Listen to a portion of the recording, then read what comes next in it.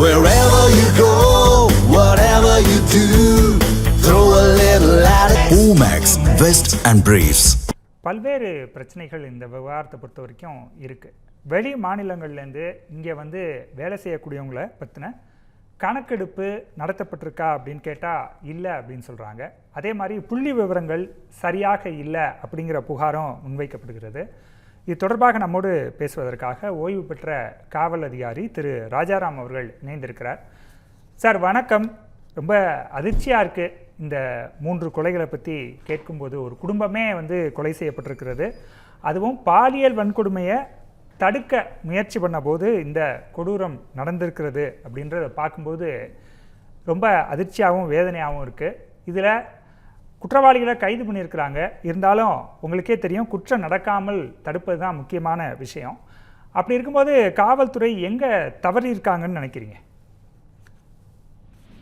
இந்த வழக்கை பொறுத்தவரை, அதாவது 3 பேர் கொலை செய்யப்பட்ட அந்த வழக்கை பொறுத்தவரை, அன்று இரவு காவல் பணியில அந்த பகுதியில் இருந்த காவலர்கள், ரோந்து காவலர்கள் யாரு, அந்த பகுதியில அந்த ரோந்து பணிகளை பார்வையிட தணிக்கை செய்ய அதிகாரிகள் இருந்திருப்பாங்க.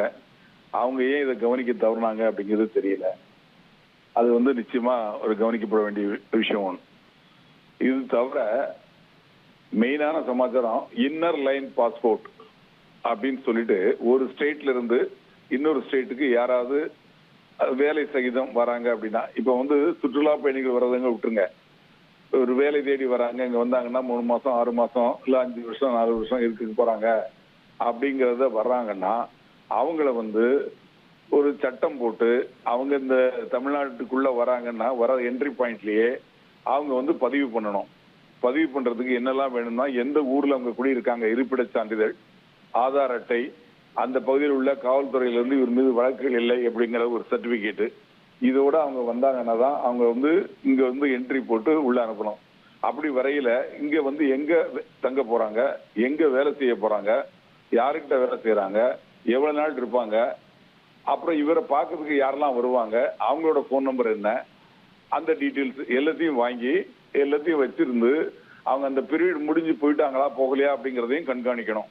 அதுக்குள்ள முயற்சிகளை நம்ம அரசு இது வரைக்கும் செய்யல. நானும் நிறைய இது வரைக்கும் பேசுனதுல நிறைய வாட்டி சொல்லியிருக்கேன், இந்த இன்னர் லைன் பாஸ்போர்ட் கொண்டு வரணும் அப்படின்னு சொல்லிட்டு.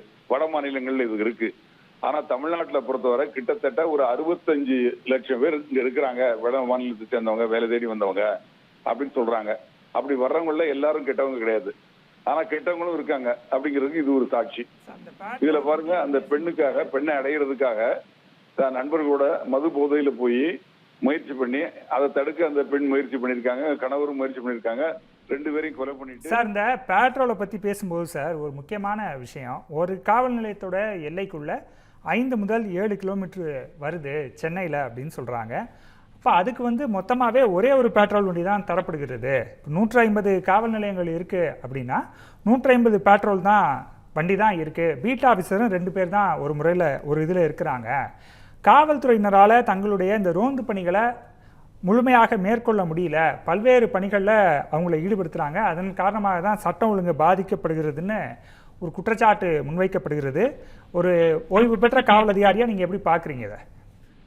பெட்ரோல் வெஹிக்கிள் ஒண்ணு இருந்தா பரவாயில்ல, அது ஒரு வெஹிக்கிளே போதும். அந்த 5 கிலோமீட்டர் ரேடியஸ்க்குள்ள அவ்வளவு இருக்காது. 2 கிலோமீட்டர் 3 கிலோமீட்டருக்குள்ள ஒரு போலீஸ் ஸ்டேஷன், ஜூரி ஸ்டேஷன் இருக்கும். அந்த ஏரியாவை கவர் பண்ணதுக்கு முடியும். ஒரு பெட்ரோல் வெஹிக்கிள் வந்து சைரன் போட்டு மூவ் பண்ணாலே போதும். அப்புறம் அந்த ஏரியாவை பீட் ஏரியாவா பிரிச்சிருப்பாங்க, A beat, B beat, C beat அப்படின்னு. அந்த ஏரியாவுக்கு தகுந்த மாதிரி அதுக்கு ஒரு ரோந்து காவலர் இல்ல 2 காவலர் இருப்பாங்க ஒவ்வொரு பகுதிக்கும். அவங்க அந்த ஏரியால மட்டும் சுத்திட்டு இருப்பாங்க, அவங்க மூவ் பண்ணிட்டு இருப்பாங்க.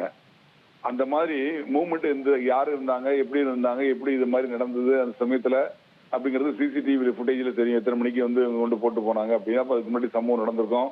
அந்த இடத்துல சத்தம் போட்டிருப்பாங்க, கத்தி இருப்பாங்க. அது அந்த இடம் வந்து மெயின் ரோடு பக்கத்துல இருக்கா இல்ல உள்ளதள்ளி இருக்கா, சம்பவம் நடந்த இடம் அப்படிங்கறதெல்லாம் இருக்குது.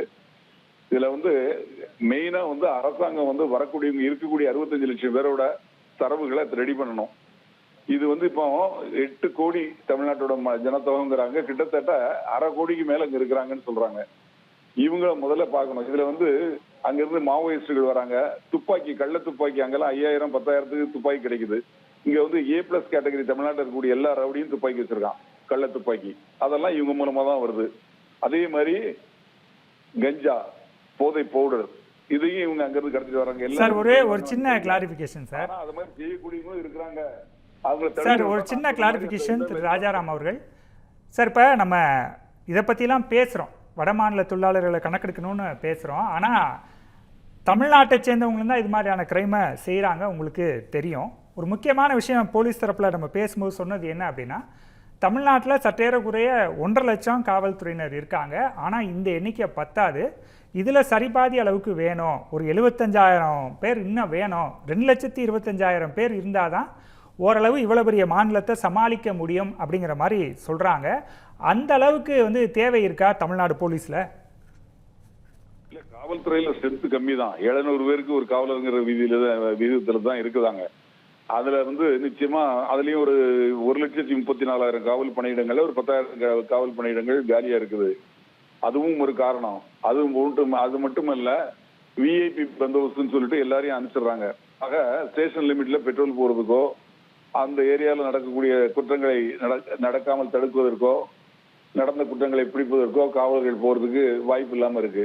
இது போக டிஎஸ்பி பட்டாலியன் சொல்லிட்டு ஒரு 20,000 காவலர்கள் வந்து தனியா இருக்காங்க. அவங்களுக்கு எந்த ஒர்க்கும் கிடையாது. ஏதாவது பெரிய பிரச்சனைகள் வந்தாதான் அவங்கள மூவ் பண்ணி கொண்டு வருவாங்க. அவங்கள அந்த விஐபி பந்தோபஸ்துக்கு கொண்டு வந்துட்டு அவங்கள ட்ரெயின் பண்ணி அதை அனுப்பிச்சிட்டு அந்த காவல் நிலையத்தில் இருக்கக்கூடிய காவலர்களை அவங்க டியூட்டியை பார்க்க விட்டாலே எந்த பிரச்சனைகள் செய்யறோம். காவல்துறையில அந்த மாதிரி மாற்றங்கள்லாம் செய்யணும். சில மாற்றங்கள் செஞ்சால்தான் பிரச்சனைகள் செய்யறோம். அதே மாதிரி நீங்க சொன்னீங்க, நான் சொல்ற ஒரு சம்பவம், 26 ஆண்டுகளுக்கு முன்பு நான் மணலியில் ஆய்வாளராக இருந்தேன்.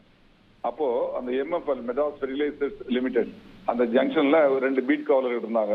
அவங்கள நான் நைட்ல தணிக்கை பண்ணிட்டு மணலி நியூ டவுன் போலீஸ் ஸ்டேஷனுக்கு போயிட்டு திருப்பி அந்த பக்கம் வரையில பார்த்தா ஒரு காவலர் சுடப்பட்டு இறந்து கிடக்கிறார். என்னன்னா 2 பீகாரை சேர்ந்த 2 இளைஞர்கள் அந்த பக்கம் வந்திருக்காங்க. பீட் காவலர்கள் தட்டி கேட்டிருக்காங்க, யார் எங்க வேலை செய்யறாங்கன்னு கேட்டிருக்காங்க. அதுக்கு அவங்க என்ன சொல்லியிருக்காங்க, நாங்க வந்து இரும்பு கம்பி உருக்கி செய்யறாங்க இல்லையா, அந்த உருக்காலையில வேலை செய்யறோம், பீகாரை சேர்ந்தவங்கன்னு சொல்றாங்க. கையில பெட்டி வச்சிருக்கீங்களா என்னன்னு கேட்டிருக்காங்க. எங்களோட துணிமணி தான் அப்படின்னு இருக்காங்க. உங்க ஃபேமிலி எல்லாம் எங்க இருக்குன்னு கேட்டிருக்காங்க. ஊர்ல இருக்காங்க, நாங்க வந்து இங்கேயே மில்லுலயே தங்கி இருக்கோம் அப்படின்னு இருக்காங்க, ரோலிங் மில்லே. அப்ப அந்த பெட்டியை திறங்கன்னு சொன்னாங்கன்னா திறந்து பார்த்தா உள்ள வெள்ளி பாத்திரங்களும் பட்டுப்புடைகளும் இருந்திருக்கு. இது எப்படி வந்ததுன்னு சொல்லி அந்த காவலர் கேட்டு அவங்க மிரட்ட ஆரம்பிச்ச உடனே கோலி மாறோன்ற கால ஒருத்தன் அவங்க வந்து வச்சிருந்த துப்பாக்கியால சுட்டான். அதுல அந்த காவலர் அந்த ஸ்பாட்லயே இறந்து போயிட்டாரு. இன்னொரு துப்பாக்கி குண்டில் விட துப்பாக்கி அங்கேயே போட்டுட்டு எஸ்கேப் போயிட்டாங்க. அதுக்கப்புறம் பார்த்தா அந்த மணலி நியூட்டன் வந்து ஒரு வீட்டை பூட்டை உடைச்சு அங்க திருடிட்டு தான் அங்க வந்திருக்காங்க. வர வழியில தான் காவலர்கள் மடக்கி கேட்டிருக்காங்க. இப்ப இல்ல, இது 26 ஆண்டுகளுக்கு முன்னால் நடந்தது. அதனால இந்த வட மாநிலத்துல இருந்து வரவங்க எல்லாரும் நான் கெட்டவன்னு சொல்லல.